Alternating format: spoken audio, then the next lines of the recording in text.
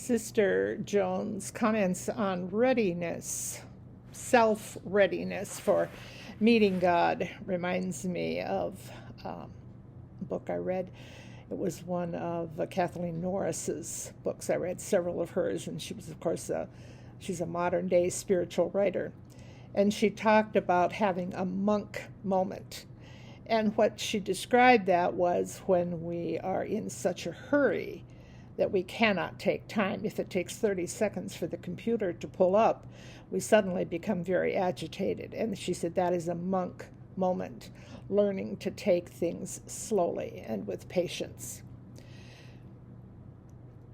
We want the quick fix, Sister Jones says, the short course, but there is no such thing. There is only God's eternal patience and our lifelong conditioning to having everything instantly, including our own development. I want to be a good person now, and it takes a lifetime. We do not realize that coming to know God has as much to do with coming to know ourselves as it does to anything we know about God. We do not recognize that it is what we are that will determine the nature of the relationship between God and ourselves. And for that to happen, we have to be ready. To recognize the Word of God when it comes, we need to steep ourselves in the Word of God that has been given to us already. The Scriptures model for us the life we seek to live.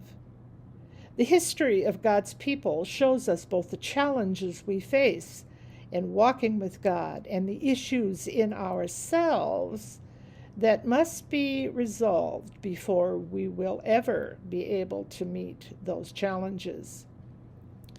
The development of spiritual disciplines that train our hearts to the sound of God's voice, the regularity of exercises that measure our fidelity to the search and our attention to the inner life, all ready for us the moment when we suddenly arrive where we did not know that we are going.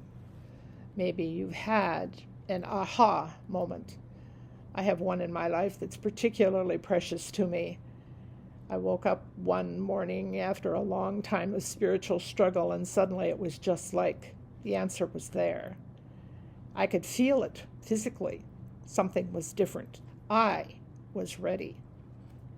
In the end of a well-defined spiritual life, we become the echo of the very song that we want to sing. We have not forgiven the obligation to seek the light always, but we do become a shadow of the light. We are not relieved of the responsibility to navigate the ocean storms of life with faith, but we are carried through it now on longer, stronger waves of truth. We come to discover, we come to know that we live with a presence within that we never had before.